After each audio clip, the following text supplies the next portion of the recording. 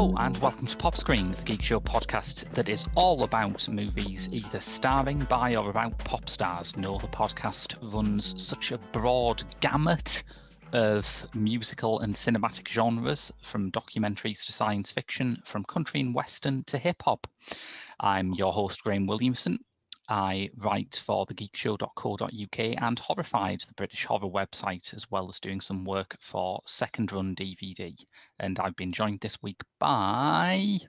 Hello. Most of you will probably know me as Producer Rob. I am a resident here on the Geek Show, and one of the founders of the channel, podcast network, whatever. I have upon times been a media critic and reviewer of various things like video games and cartoons and all sorts of things like that. Now I am a pottering old man who relives the glory days while I sit on my porch and tell people to get off my lawn. Yeah, that's basically it, yeah. Also, you're on Impossible Mission quite a bit, aren't you? Exactly. Yes, I'm on the reason why it's called Impossible Mission, just to clarify for people, yeah, is because these days it's impossible to talk about video games without pissing someone off. Indeed, yes. It's also the name of a game. But yes, today we are here to talk about a film that was described by Roger Ebert as wildly different characters with one thing in common. Their pasts keep them imprisoned and shut them off from happiness in the present. Woo! Rock and roll party time, everyone! Such grave subject matter might be quite surprising in a film starring beloved proto-punk survivor Joan Jett, but it is very normal for writer-director Paul Schrader, who was given many comic talents serious acting challenges, from Richard Pryor in his debut Blue Collar through to Tiffany Haddish in his upcoming film The Card Counter. This time he's working with Michael J. Fox, fresh off the back of Back to the Future. Too many backs there, yeah. And the film is 1987's Light of Day. Which, yeah, I remember watching this when it first came out in the UK. And it was on, as you said, on the back of Back to the Future. And we were all like, woo, Michael J. Fox, he's in another movie. Because he was still the fresh-faced boy next door type character who we all really liked. You know, I can't remember, was this before or after Teen Wolf? Oh, I think after. I'm trying to remember, because... I feel like Teen Wolf is 85, 86. Yeah, Teen Wolf was before this as well. Because, there was Back to the Future, Teen Wolf, Class of 1984, which was that weird action thriller film. Yeah, I'd completely forgot about Class of 1984, yes. Yeah. and then Light of Day. And what a year 1987 was, because Light of Day Light of Day was, I think, first, and then the second film that came out in 1987 for him is one of my favourite Michael J. Fox films, The Secret of My Success. I was going to say it was A Secret of My Success, because that was adapted from a Jay McInerney novel at a time when Jay McInerney was one of several people jockeying to be the bad boy of American literature, and that was a very different role, wasn't it? It was, and I don't know what it is about The Secret of My Success. I think it's my love of just the patently ridiculous nature of how things can progress from one to another and just snowball totally, wildly out of control. Yeah, that might be it. And I have a soft spot for that kind of old Hollywood system way of making films, where it's like, well, we've got a star and they do one thing, but can we try them out? Can we see if they can do other things? And even when it fails, it's always interesting, I think. Yeah. And also, I have to say, Secret of My Success also, to this date, has made the best use of one particular track. Oh? I can't remember what it's called. I think it was by the band Yellow. It's It's made the best use of that particular song in any film I've seen so far. It's the bit where they're they're all at kind of there's been like this corporate gathering at the house at the retreat, and we'll get to Light of Day in a second. Don't worry. But we're going by way of Secret of My Success. But there's that corporate retreat, and everyone's been invited, and they're all trying to right. So Michael J. Fox is trying to sneak into his girlfriend's bed. His aunt is trying to sneak into his bed. Her husband is trying to sneak into Michael J. Fox's girlfriend's bed, and they're all kind of. It's this weird thing where they're all creeping around the house, and all just that. Oh yeah, it's just over the top of it. Todd in the Shadows did a one-hit Wonderland episode about Yellow once, and the comments beneath that YouTube video, just thousands upon thousands of people just going, hang on, that's a real song. I thought it was just a meme or something. Yeah, exactly. It was a meme before there were memes. Oh yeah, it's incredible. Do you know what my first introduction to Yellow was? Because I wasn't really into that sort of music until I watched an anime movie from back in the day called Space Adventure Cobra, and Yellow did like the soundtrack to it. Right. And I loved the soundtrack, and so I started exploring Yellow's music from there. But yeah, as you mentioned, Light of Day is a very different musical genre, and Yeah. I mean, for all Joan Jett is the pop star in it, I wouldn't say it is necessarily a film for Joan Jett fans. Yeah. Her presence in it is. I wouldn't say that she's at the forefront of the entire film, because most of the film tends to focus on Michael J. Fox. So she's more of a supporting character. But weirdly enough, I think that works better during the first 2/3 of the film, until you get to like the final third of the film. For the first 2/3 of the film, I think it works better that she is more of a supporting character to Michael J. Fox. Because I don't know. I think it's to do. I think part of it has to do with that weird brother-sister dynamic that they had going on. And it was nice to see kind of the younger brother start to assert himself more and more. But then it was nice in the final third to see, Joan Jett actually do some acting. Some proper acting. And I think it's a genuinely good performance. I mean, she has not done much acting since, which I can only ascribe to the fact that this film didn't make much money, because it's certainly not down to the quality of her performance. Yeah. Yeah, absolutely. I mean, the title track is the first thing you hear when you go into the film. Yeah. And that title track, we should talk about that a bit, because that's written by Bruce Springsteen. Yeah. Are you aware of Bruce Springsteen's slightly odd history with this script? I'm not actually. So this is going to be an adventure for me, because I am a huge Springsteen fan. Back in the early 80s, Schrader wrote the first draft of this screenplay. Yeah. And back then it was about two brothers, which he decided was overfamiliar. He thought he'd done it before in his script for Raging Bull, most obviously.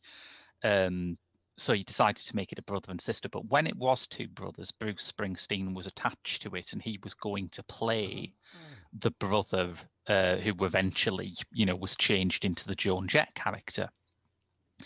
Now, back then the film had a different title. Back then, and remember this is the very early 80s, the film was called Born in the USA. Ooh. And Paul Schrader, when he was out in a record store one day, spotted a new Bruce Springsteen album with that title. He noticed that he was thanked in the credits, and he called Bruce and asked him about that. And Springsteen said, "Yeah, I'm really sorry about that, but we were just absolutely stuck for a title, and I couldn't think of anything else that worked." So he said, as an apology for jacking his title, he would either allow Schrader the opportunity to use Born in the USA, the song, in Light of Day for free, or he would write a special song solely for the movie, and Schrader chose the latter option, and that's where the song Light of Day comes from. See, I quite like Light of Day as a song. I quite like it in terms of the lyrics, in terms of the meaning to the song. But I didn't know it had that history. Yeah. And, I mean, it would have been nice to see Springsteen acting. You know? Because he never has he? And I'm not No, like a Springsteen expert. I don't know if I'm missing anything. I will say though that does explain a couple of things in the film that felt weirdly idiosyncratic to me, right? Um, and you know, there's the bit about the tools being stolen, for example. Mm, mm. That felt a bit weird to me. And now that you explain it, that Bruce Springsteen, it was supposed to be about two brothers, it makes a bit more sense about tools being stolen and stuff like that. Do you see what I mean? Because there were certain bits of the film where it felt more like the character opposite Michael J. Fox was supposed to be a guy. Well, this gets you into one of the big constants of Joan Jett's career in that she has never expressly said that she's gay, but she has said, I mean, she's basically done interviews where she said, "Oh, come on, do I need to clarify that for you?" Yeah, And that's one of the sort of weird unpulled threads in Light of Day, I think, that so much of it revolves around the siblings' mother, the Gina Rowlands character, yeah, disapproving of the lifestyle they've taken on as they've, left the home and gone into the big city. But that is explored solely through the prism of her disapproving of rock and roll music. The yeah, fact that her daughter really seems quite butch just never comes up. No one ever talks no. about that. But then again, that was also a reflection of the times as well. The 1980s was definitely a time where you didn't. I mean, what was it? The U.S. military had that policy of "don't ask, don't tell." I That don't was know. the 90s. That Yeah, was a move forward. It was even worse in the 80s. yeah, I know. In the 80s, you literally did not talk about it. You didn't acknowledge it. You, if somebody called you it, you basically just brushed it off with all sorts of bluster, as if you weren't, even if you were. Yeah, And it was a horrible time because completely. Yeah, that was mixed in with all sorts of other underlying factors.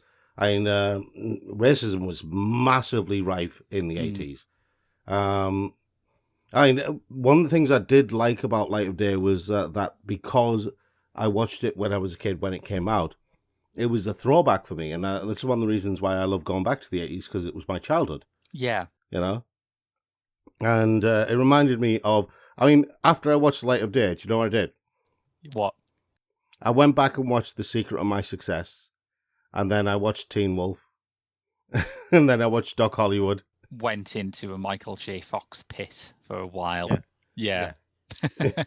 It's not a bad pit to be in. I'll give it that. Yeah, yeah. No, I've.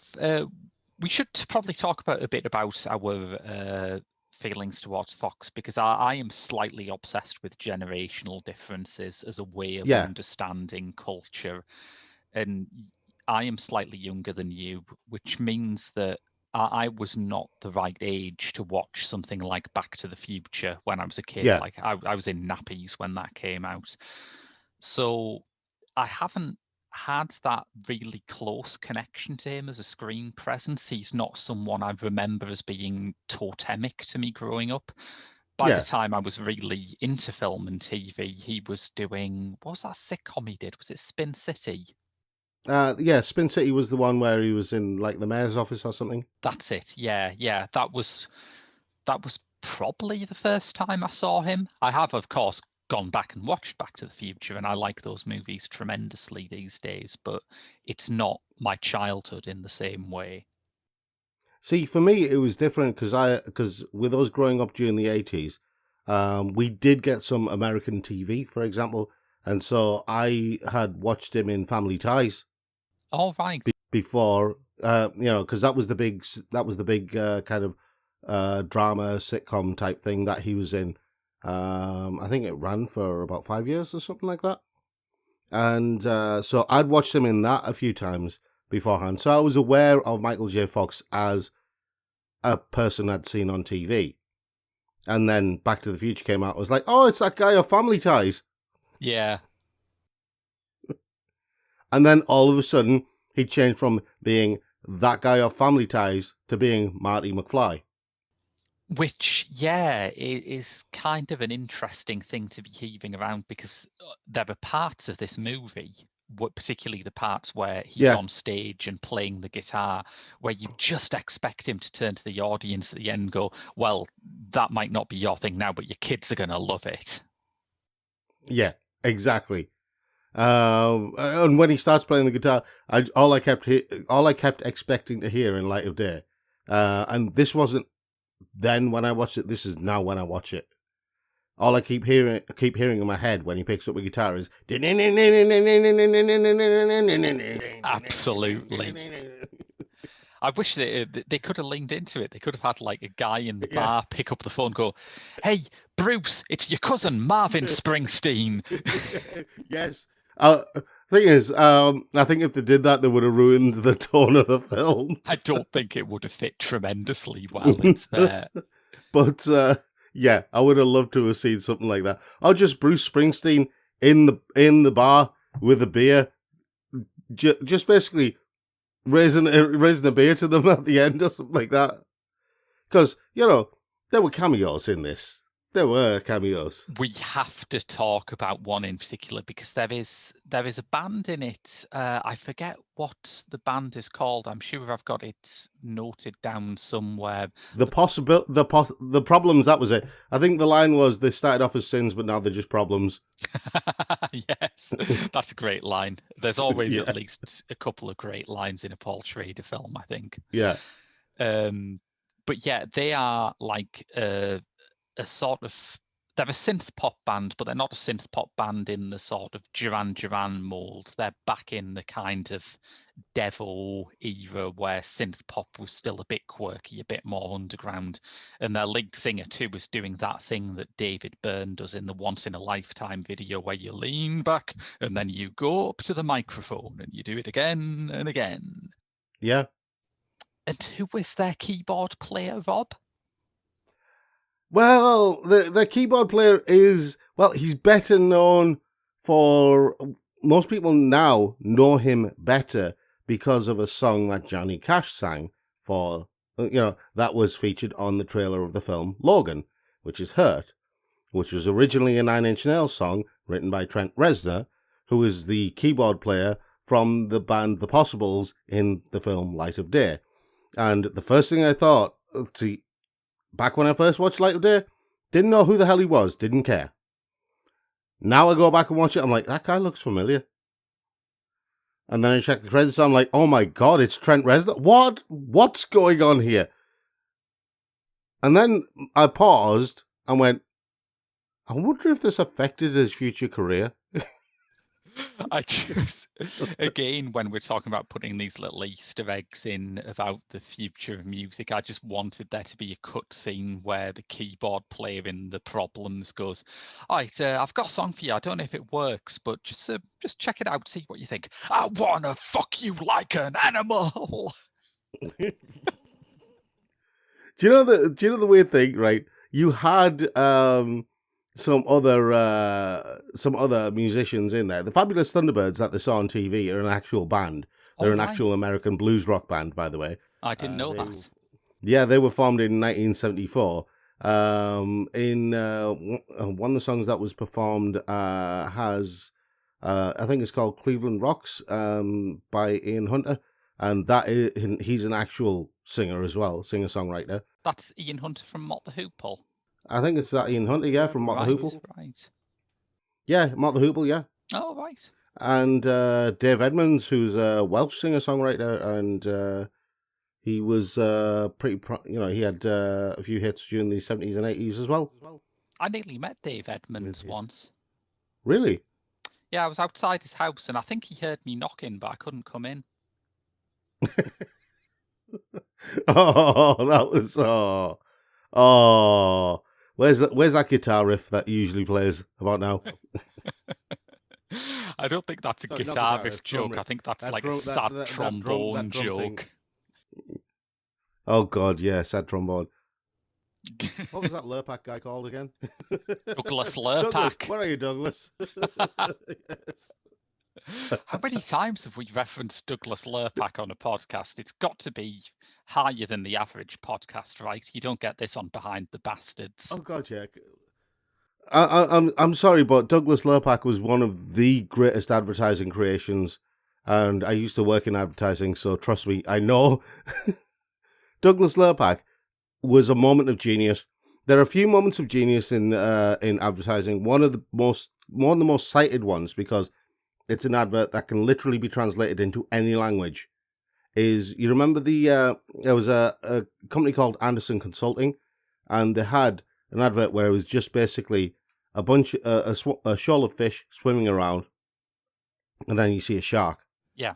and then the shoal of fish swimming around, and it's a bit of a Jaws moment. You think, oh, the fish are going to get eaten, but then the fish swim together and form a bigger shark, Oh, yeah. and the shark swims away. Yeah. And that advert is genius because it could literally go into any language. All it needs is narration in a different language, because at the end it just says Anderson Consulting. And that's it. And that is a moment of genius. And the Lurpak one, Douglas Lurpak, is also a moment of genius, and Lurpak really should bring him back.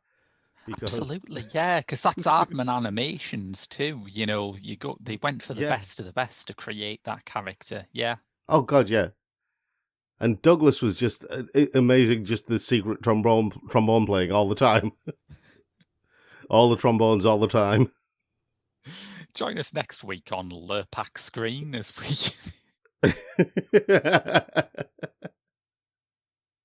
Yeah, but anyway, going back to Light of Day with its guitars and drums and lack of trombones, but with a lot of Trent Reznor at a certain point. Yeah, it was weird. I honestly, I watched it and I think this is just the most bizarre cameo. The only cameo in the 80s that could be more bizarre than Trent Reznor is actual cameo appearing with his big red codpiece. Yes. And it's funny too because Trent Reznor went on to have such an association with cinema to the extent that at the recent Oscars, the Oscars just gone, the big competition in the best original score was, is Trent Reznor going to win for Mank, or is Trent Reznor going to win for Soul? And it's amazing that it started out here with this one cameo where you can only just see his face as a keyboardist in a sort of cheesy synth pop band. That was that was a strange moment for me in this film. Completely, yeah. I suppose we've got to talk about the actual story. Eventually, yeah. And it's kind of an odd story because Schrader used to be a film critic himself, which means that annoyingly he is better at analysing the problems that his films have than you or I will ever be. Yeah. But he says something about in Schrader on Schrader, very fine book, edited by Kevin Jackson. He says that there's just a mix of different things in it. It's an attempt to go back to the kind of working class subject matter of Blue Collar, which is a great movie. But it's also his rock and roll film. It's the only film that he'd made at that point. I think the only film he'd made full stop about rock and roll. He'd had a few near misses. He was attached to a biopic of Hank Williams for a long time, so this was his chance to do that. But he also wanted to make a film about his relationship with his mother. And if you know anything about Paul Schrader, you know that he came from this really ferociously religious family. So religious that when he went to the premiere of Scorsese's The Last Temptation of Christ, which he wrote the screenplay for, he went outside and saw the protesters outside, and one of them was his own dad. Yeah. That I remember I remember reading about the protests for The Last Temptation of Christ years ago, and I always found it weird, but I kind of understood it. But I didn't know Paul Schrader wrote the screenplay, and I didn't know his dad was one of the protesters. Yes, that's a new level of wow. that's a pretty dysfunctional parent and child relationship, I think. I can get Yeah, not being super encouraging, but to actually say that your son's work should be banned is I mean that's on the level of. Do you remember Waterboy? the Adam Sandler film. Yeah. Do you remember his mum? I can't remember who plays his mum, but she keeps saying everything is of the devil. Right. That's that kind of level, isn't it? Your screenplay is of the devil. This film is of the devil. Well, there's a chilling story that Schrader tells because his family were Dutch Calvinists, who I guess are people who saw standard Calvinism and thought it's good, but it's a bit too much fun, isn't it? Well, was there too much Hobbs in it or something? I don't understand. What the hell? Okay, you're gonna have to explain something to me first. Okay. What the hell is a Calvinist? Because as soon as you said Dutch Calvinist, I'm thinking Calvin and Hobbes is a religion. What's going on? You're closer than you think. Calvin was named after the founder of Calvinism, that Bill Watson is a big sort of fan of philosophy and theology. And so he named Calvin and Hobbes after philosophers with separate worldviews. But I have to say, what I have heard of Calvinism does not make it sound tremendously similar to the sort of live in the moment philosophy of Calvin from Calvin and Hobbes. And I'm going to see if I can find some of Schrader's own quotes about this because I think it will be fairer listening to him. Is Calvinism kind of on the same level as L. Ron Hubbard's, $1 million creation? Calvinism is actually a branch of Christianity, but it is very, very strict. And there's a quote that. Okay, I don't remember an apostle called Calvin. I think I would remember if there was an apostle called Calvin.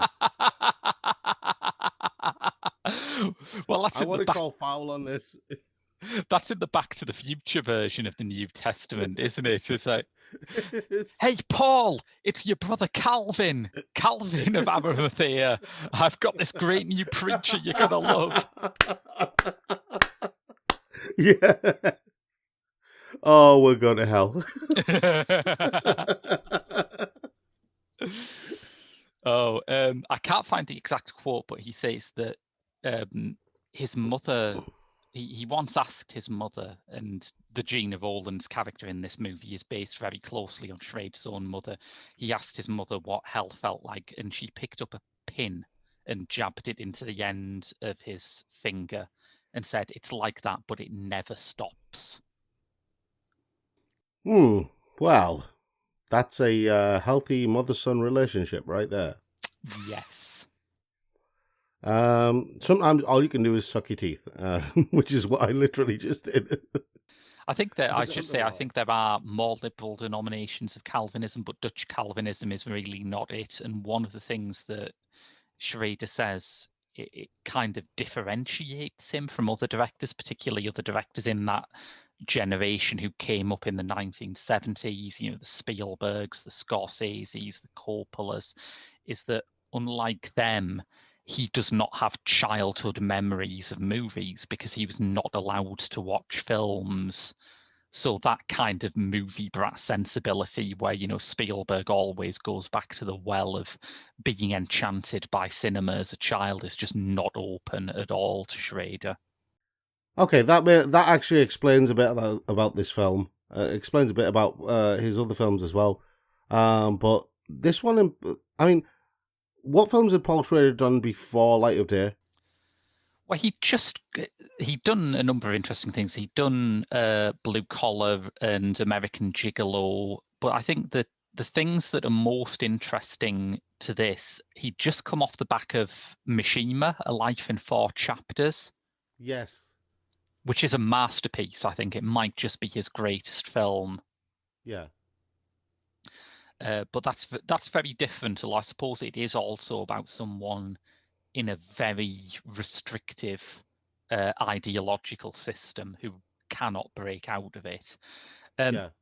But very early on in his career, he'd also done a film with George C. Scott called Hardcore. Hardcore, that rings a bell. It's a very dark movie. It's like and part of the reason why I bring it up here is that George C. Scott's character is based on his father as much as Gina Rowland's character in Light of Day is based on his mother. Yeah. But George C. Scott plays someone from a very sheltered religious community, and his daughter has ran away, and he hears a rumor that she's gone to New York and become a porn star, and he ends up going on this very Travis Bickle-ish journey through the underworld of New York in the 70s looking for her.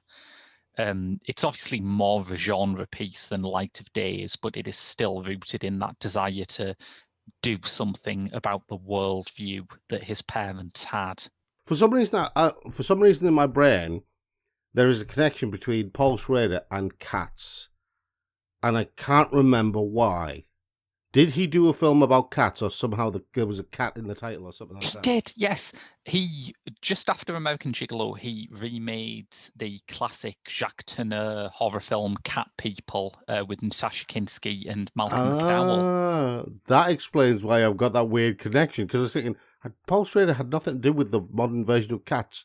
Although if he did, yeah. I mean, it'd be very working class. blue-collar cats struggling with religious guilt as they try to ascend to the heavy side layer. No. Blue-collar cats struggling to remove the collars and be free, finally free. Yeah, that would be a good thing, wasn't it? You could do a film about working-class cats and they could literally have blue collars. We're just giving away these golden ideas for free. This always happens when we meet. It does. It does. So yeah, we will talk about the story at some point. Well, yeah, because in many ways it is a very simple story, but I think its problem is that it is kind of overloaded with themes that, like Schrader says, it is a film about like blue-collar bar bands. It's one of the very few rock and roll films that isn't about hitting the big time. It's just about working a crap job and playing in a band on nights as your release. Yeah, and I think that's one of the reasons why I like it so much. Yeah. Right. In another life, I managed a few bands here and there on like local scenes and circuits and that. You know, getting them gigs in pubs and various things like that. And you know, and so for me, when I go back and watch Light of Day now, with the knowledge I have of local bands and you know, going around doing the pub scene and everything like that, so I'm going back and watching Light of Day, and I'm like, it hasn't really changed. The whole shtick hasn't changed from like then until now. It's still the same for jobbing bands. They have to go around. They have to do the pub thing. They have to do all these things in order to make themselves known. Or they did up until the rise of YouTube and stuff like that. Now it's a very different ballgame, but you know, Light of Day is a little bit of nostalgia from when I was a kid for me, but also a little bit of nostalgia from that time in my life when I was dealing with bands. I think so, yeah. And there are very few films about bands where the central question is not, are they going to become a success? I mean, the only other one that springs to mind is a film I absolutely worship, We Are the Best by Lucas Moodysson. I don't think I know that one. Oh, it's great. Yeah, it's about a load of preteen girls in Sweden who decide to form a punk rock band just so they can get access to the local youth centre. And it's just a joy. It is the most fun. Do you know, you just said that, and I don't know if you've seen the trailers for it on TV, for a kind of a group of young Islamic girls in the UK who form a band, and they call the series is called We Are Lady Parts. Yes, yeah, the Nida Mansour series. Yeah, I saw a bit of that on Thursday night, but I was so tired I couldn't watch the whole thing. But yeah, I enjoyed that. And it does have a very We Are the Best energy, you're right. Yeah. Because when you said that, I immediately thought of that as like the nearest cousin to it kind of thing. So that's, I guess that's kind of similar, isn't it? Because from what I saw of We Are Lady Parts, it's like, I guess it could end with them having a massive chart hit, but it doesn't feel like that's the goal. It doesn't feel like Yeah. that's what the story is about. The weird thing is this film, Light of Day, We Are Lady Parts, from what we've seen of it so far, and this We Are the Best movie that you're talking about, it feels like the story is more about that moment in time Yeah, than anything else, and it's so focused on this specific set of circumstances and how these people deal with this specific set of circumstances rather than looking to the future and looking. And the film doesn't dwell on the past that much either. It doesn't dwell on what happened in the past. It doesn't really try and explain why, the family has kind of fractured as it has. It just says this is how it is now. yeah. And one of the things that I thought about it was that maybe it would have been a bigger hit if it had been more nostalgic, because around this Yeah. time in the mid 80s, you have the first sort of really major wave of nostalgia for the 50s and for the early days of rock and roll. I mean, Back to the Future obviously is a big Yeah. part of that happening. And you could have done a version of it that was kind of like Footloose, where it has that nostalgic aspect and it has very clearly delineated goodies and baddies, and it's unironically about the power of rock and roll to, beat religious fundamentalism. But I think the fact that for Schrader, this is about his parents and it's about his parents dying as well, Mm. means that he can't write that story. He knows that it's more complex Yeah. than that. Yeah. And you get kind of echoes of that in the film. I wouldn't say it was like, I wouldn't say the film was like really hitting you over the head with his internal messages. But they are there. Once you know the backstory behind it, you can see the echoes of it in the film. The most obvious one being what happens at the end. Um, but even with all of that, um, the weird thing is, and I mentioned this right at the beginning of us recording. The first 2/3 of the film feels like it's more focused on Michael J. Fox, and the last third feels like it's very much focused. I mean, she is kind of there in most of the shots Yeah. and most of the scenes. It's focused very much on Joan Jett. Um, but I liked the way that it's split. That Schrader approached that, saying, "Look, this is the younger brother. He's always been in kind of his sister's shadow, but now he's coming to the fore, becoming his own person, finding his own road, and his sister is kind of making peace with things that are things that have happened in the past." And I think one of the reasons why that works is because the Joan Jett character is more complex and just needs more time to settle in. Whereas part of the beauty of Yeah, Michael J. Fox's character is that you get who he is as soon as he walks on screen. The first yeah, thing we see of him, he's in a factory making, and if you can think of anything more tackily 1980s, I'd love to hear it. He's making commemorative tea trays about the wedding of Prince Charles and Lady Diana. And as soon as you see that, you just think, yep, get it, got it. yeah, exactly. And what I love is how Schrader portrays the sequence of time through tea trays, because at the beginning you see tea trays of Charles and Diana, and then later on you have tea trays of was it Fergie and Andrew? Oh, did I miss that? That's very good. Yeah, you missed that. Yeah, and I loved the fact that he was telling time through tea trays. I thought that is genius. Yeah, that is great. Yeah, that's very good. But yeah, it was not a successful film. I don't think it's ever been released on DVD, although it's very easy to find floating around online. And Yeah, I would hope that the kind of resurgence that Schrader is having um, after his most recent film, First Reformed, which is a very, very dark film indeed. yeah, yeah. I would hope that inspired someone to put it out in a proper, cared for restoration, because although it isn't perfect, although it isn't his best work, I think it deserves more. Well, I think while it's not his best work, I think given the backstory and the history to it, I think it's his most personal up to that point. Yeah. Up to that point in his life, I think it's his most personal. I've got to say, I there were very few performances in the film there were a couple of stilted moments in scenes where you could see that the people, the actors in the scene, maybe it was Joan Jett's stardom at that point, because she was a bigger name than most of the actors who were in the film, except for like Gina Rowlands. I think in order of fame, I'd put Gina Rowlands first, then Joan Jett second, and then everyone else came after that. Well, Michael J. Fox is in his sort of own realm at this point, isn't he? I mean, yeah, it's just in terms of stardom, I think Joan Jett was kind of superseding him.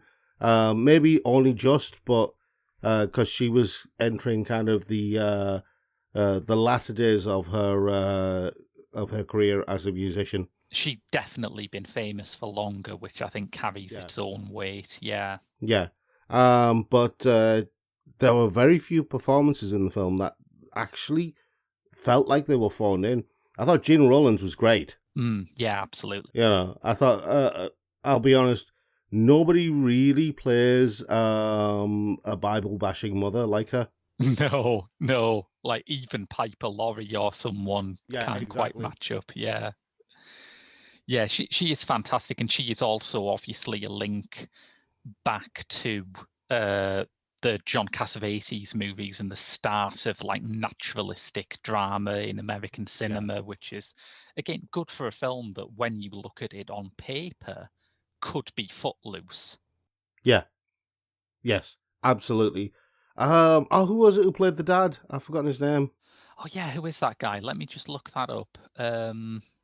Wasn't that Michael McKean or something? No, not Michael McKean.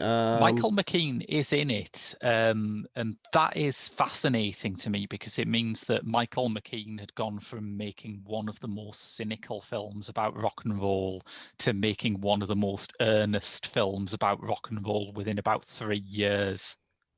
Jason Miller, that was it who played the dad, wasn't it? That's the guy, yeah.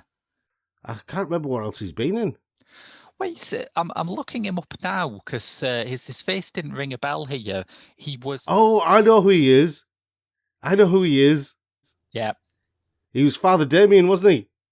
Yes, he was. I was going to say primarily a playwright, but his acting career is most noted for Father Damien Karras in The Exorcist, which is a movie that, as you might expect, Paul Schrader really loves.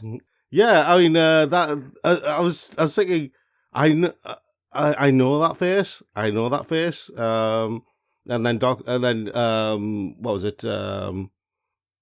13th Doctor name. Jodie Whittaker. Forgotten his name. 13th Doctor. 12th Doctor. Peter Capaldi. 13. Yeah, Peter Capaldi. 13. He was 13, wasn't he? No, he was 12. Whittaker's 13. Was he 13? Depends on how you count 12? John Hurt. I keep getting confused. Yeah. This is true. Are we counting John Hurt? I don't think you do. I think he renounced the title, so it goes 8 Paul McGann, John Hurt, 9 Christopher Eccleston. Right, okay, so he's the 12th Doctor then. Right, Capaldi. So Peter Capaldi. So in my brain, quite literally, it was going, I know that face, and then who frowned me that face? And then I went, because then you think, Father Damien, always frowning. See, it's great. He was. Yeah, it's true. And it's one of the pleasures of watching those films that were kind of based around the new Hollywood scene, even though this is after that scene ended, but Schrader was intimately linked with it. They always cast people who were surprising. They always cast people from outside the normal mainstream Hollywood talent pool. Absolutely. But yeah, I thought he was pretty good as the dad. He didn't have a lot of lines. Yeah. But again, it comes back to what I was saying. Nobody felt like they were phoning in performances. Some of them were a bit stilted, but nobody was actually phoning it in. Everybody felt actually weirdly committed to the film. It's a very sincere film, and Uh, I think this is always yeah, kind of Schrader's problem in that he cannot be anything other than sincere. And sometimes, as with First Reformed, he finds a subject that other people are very sincere about. And, he releases it in the middle of a mhm, sincere age where people are very passionate about their causes. But in the yeah, 80s, it's like the high gloss Reagan decade is not really his yeah, natural habitat. And a lot of his films just got yeah. buried under that. Yeah, I mean, the 80s wasn't a good time for blue collar workers in Not at all. general. The rise of capitalism, yeah, the rise of capitalism really, really kind of paved the way for the next 2 decades, Yeah. and really pushed that rich poor divide to widen in ways that are only now being realized. Yes. But and I think that's one of the reasons why a lot of these blue collar films, especially the sincere ones, didn't get the recognition they deserved. Yeah. You know what I think is the best American film about the working classes released in the 1980s? That's that. They That's Live. that. Yes, yes, Because the absolutely. thing that slays me about They Live is that for the first 20 minutes or so, it is an absolutely unironic John Steinbeck style portrait of urban drifters. And I can imagine someone tuning in like late at night, not knowing what it is and thinking that's exactly the film they're going to get until, of course, it all shifts. But there is a Yeah, core of sincerity in that film that is palpable. yeah. Also has one of the best fist fights in cinema history. Inarguably, yeah, it's fantastic. Yeah. Oh, is it 8 minutes long or something like that? It is, And yeah. it gets really down and dirty. It's wonderful. Yeah, I love that movie. But on the issue of Light of Day, do we have any final thoughts before we wrap it up? There is a Joan Jett documentary which I would recommend watching alongside Light of Day. You were not the Um, only person to recommend this to me. Mick, who was often on this podcast, has spoke very highly of this. yes, I can't remember what it was called. It was called Bad Reputation, wasn't it? That was it. Yeah, yeah. The Joan Jett documentary, Bad Reputation. I would recommend watching that alongside Light of Day, because there are parallels between Joan Jett's character in Light of Day and Joan Jett's life in Yeah, general. It was really nice to see Joan Jett actually being given a role that she could actually sink her teeth into for a start. completely. Even though it was in the final third of the film, but it proved that she could act, and I really wish she'd been given more roles. You know, before this, after this, it would have been great to see her in. I mean, if you can give Madonna roles in films like Desperately Seeking Susan and Dick Tracy and whatever else she was in, Joan Jett was a much better actress. Do you think that part of it is just a sense of dignity that maybe she looked at this film and thought, I poured my heart into that. That didn't work. Well, maybe it's not my deal. Because that is a line of thinking I can very easily imagine Joan Jett having, but I cannot imagine Madonna having for 1 second. Yeah, it probably is that. I'll be honest. Um, I've long been a fan of Joan Jett, and I respect her work as a musician, and I respect her, and I really want to see more of her as an actress, because I think that there's a there's there's a thing about Joan Jett when it comes to kind of her presence on screen or on stage or something like that.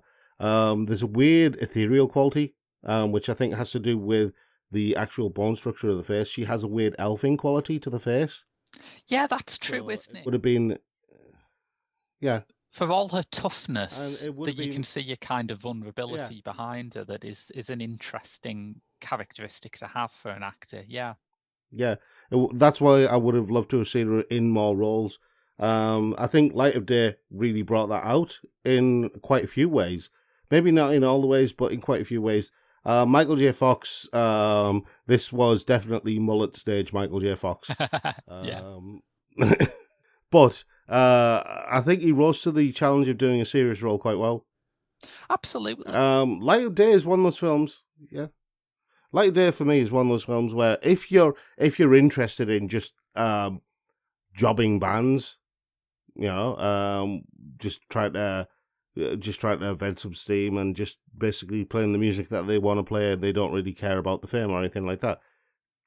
Kind of the perfect film for that.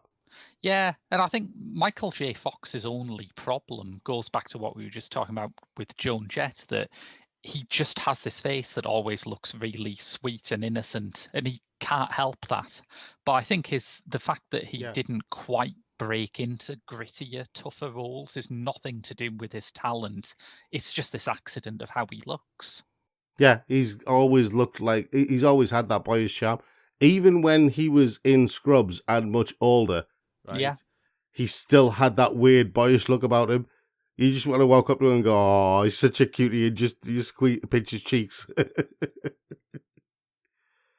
I've just had a thought. Yeah. There is a film alongside the Bad Reputation documentary. There is a film that can go alongside Light of Day. Oh. The Commitments. Oh, that's a good point. Yeah, because that is the ultimate example of the band film where it's not about them getting big, isn't it? Yeah, Yeah. and having like having a triple bill of Bad Reputation, Light of Day, and The Commitments. I think that's a good evening in, isn't it? That's pretty good. Yeah, I like that idea a lot. Yes. Well, we're aware that listeners, you are probably going to rush off and do that right now. So we'll wrap up this episode of Pop Screen. If you enjoyed this, don't forget to give us a review on your podcast provider of choice, because that helps more than you could imagine. Otherwise, please subscribe to our social media. We're on Twitter, Instagram, and Facebook as TGS_The Geek Show. That's where you can find us on all of those platforms. But until next week, that's been your lot from Pop Screen. I've been Graham. And I've been Rob. And we'll see you next week.